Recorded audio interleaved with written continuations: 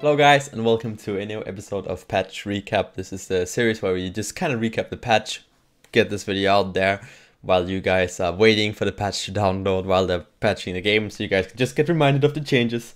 However, this time there's only one real change and then we'll just go over all the content, try and make that a bit longer this time. The reasoning why Hera is not making a lot of changes this time around is because the World Championships are coming up and the group stages are coming up. And because we have to practice on 5.20 and some teams are going before, some teams are not going, blah, blah, blah. They don't want to make too big balance changes to the game, which I think is fairly fair, you can say.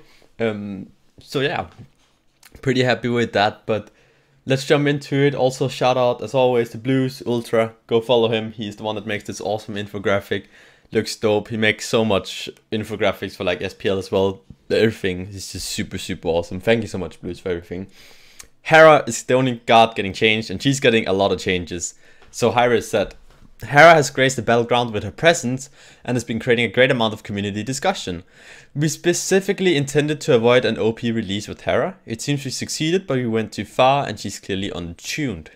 Hera's focus going forward will be her control. As a divine leader, she has influence over others. We'll be looking to buff parts of her kit that align with this theme, while also adding a few damage increases to bring her in line with other mages. So they're more focusing on like this control thing, which you can also kind of see in the changes. So the first change is to her passive commanding presence.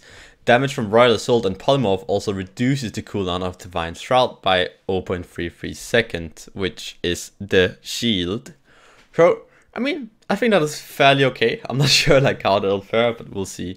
Royal Assault, the clap into the cone, they increased the base damage. Before it went 75 to 255, now it goes 80 to 280.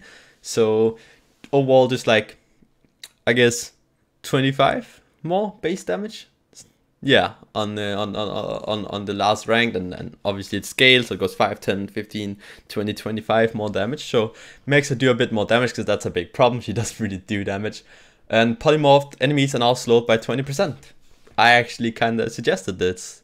I was like, yo, the polymorph should definitely slow. I wrote that. I was like, that's a very good idea. I think it was some of you guys in the YouTube comments actually was like, the polymorph should show, and then I said, hi, yo, what's up? It probably wasn't my opinion that made them change this, but I definitely voiced the issue that I think the polymorph is very weak, because if you get polymorphed, you can just run away at the same speed. Like, you can't get chased by Hera, so the slow will definitely help. I think that's a very needed change. Divine Shroud, which is a shield, they fixed the in-game description to accurately state how much shielding Hera receives, and they increased the shield health from before it went 440 to 200 plus 15 per level. Now it goes 50 to 250 plus 20 per level. So the maximum increased HP goes from 500 to 600. So it's actually quite substantial now. She's gonna get quite a lot more HP. 100 health is a lot, so it's definitely gonna help her.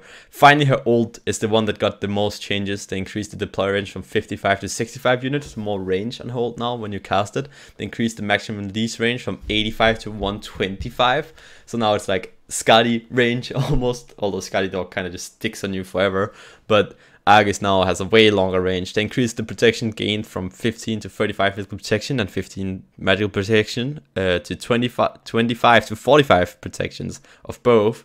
So now Argus has a lot more like base stats, I guess.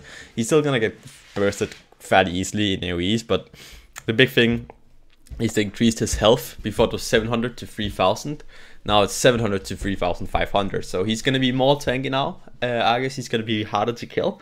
They increased the landing damage scaling from 35 to 55% of the magical power. Also, Argus attack increased the target range from 65 units to 80 units. And Argus' second attack in hit chain. They reduced the self-movement penalty on Argus ground slam wind up from 50 to 35%, and they increased the slow duration from 1 second to 1.5 seconds. So Argus is really the one getting the buff here, right? The shield is nice for Hera herself. The polymorph, sure, she's getting some more damage, but she's literally getting buffed in every ability, so I'm kind of excited to see how Hera will fare now. I think that this might make her like slightly more viable in mid, if that's the intention. I can see that's where they're going towards. Argus is definitely going to become a lot more annoying. He's going to become a lot more beefier, so I'm kind of excited to see how he'll fare. I'm a bit afraid that Argus is just going to be too good now, but you know, I think they had to do something, and again, Hera is not going to be available at Worlds, so I don't care too much of course you guys are gonna care in your casual conquest games when Argus is gonna one-shot you and you can't out-trade them, but you know, that's life. So Hera's getting a lot of slows by Wingblade against Hera. It's probably a pretty good thing. I get a sprint. But that's pretty much it for the changes. So now we're just gonna go straight into the content. The HRX loot pack, or whatever they call that. Let's see if I can find that right here. Oh, wait. Item balance. No item changes. Oh. Well, apparently in the HRX digital loot pack, you're gonna get a Convention 2019 Cerberus, Terra by Terra, the Honda Hui, and Phoenix Ra. Loadout item wise, you're gonna get Phoenix 5000 Smite World Championships, Phoenix Fire Jump Stamp, Smite World Championships Rocking Announcer Pack, Dark Wave Music Theme, and then what I'm really excited for, the Aggro Announcer Pack and the Tago Announcer Pack. Miscellaneous thing, you're getting 750 fantasy points and a Divine Chest Roll. I believe this is going to be 1500 gems, so this is definitely worth it. You're getting so much value. You're getting 3 announcer packs, you're getting like fixes for everything, you're getting fantasy points, you're getting chest rolls, you're getting 4 skins. Definitely grab this. Like, this is a really, really good deal. You definitely want to buy it. If you ever want to spend gems, now's the time. Then you have the Terra and the Phoenix Ra skin. I'll just go to the skins. The Phoenix Ra skin looks sick. The Terra by Terra, not so sure. The card art is not really like my style. I'd probably still rather play the fire or like the boxing thing. But then comes in the Honda Hui, and the Honda Hui skin is pretty nitty, not gonna lie. It looks pretty rad. It's like an Arrow kind of style they went with. Looks like Arrow meets Iron Man, honestly. So it's pretty sick. The Convention 2019 Cerberus, I really like the colors they went for with this one, so excited about that. 3 other skins. They of course have the Dragon Doggo Kulgan, which is just the most adorable skin ever. So it's also exclusive to the Odyssey. These 3 are the Odyssey skins, right? So if Monolith, Scout Neve, and Find Hunter Archeo. I think the Neve skin looks pretty rad as well. Not sure about the Archer skin. The Doggo looks pretty nitty, not gonna lie. But the Kukulkan skin, for me, with the Ra skin, is definitely the highlight skin-wise. It looks pretty sick. So the bonus item is the Dragon Doggo Kukulkan on the Hera's Odyssey. And you can get Field Hunter Archer, Monolith Scout, Startled Peacock Global Emote, and Hera's Companion Recall skin. Project Olympus UI, the escape menu has been updated artistically and functionally. Miscellaneous Awesome Chest, the new addition to the Awesome Chest is Midnight Raven Isis.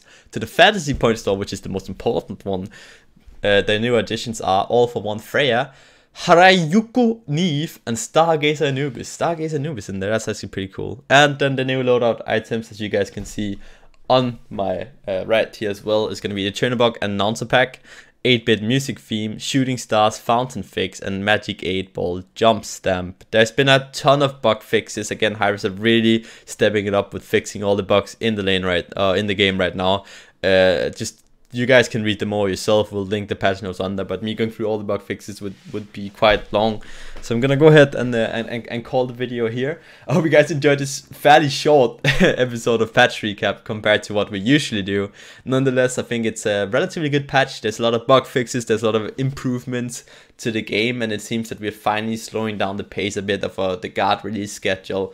We're just taking a chill, you know, which I really like. I really find nice, and I'm excited to see who guard number 99 and guard number 100 is gonna be, because that is gonna be very nutty. So I hope you guys enjoyed this episode of patch recap 5.20. If you did, please make sure to like, comment, subscribe, and press the bell, and follow Blues as well. And until next time, everyone, peace out.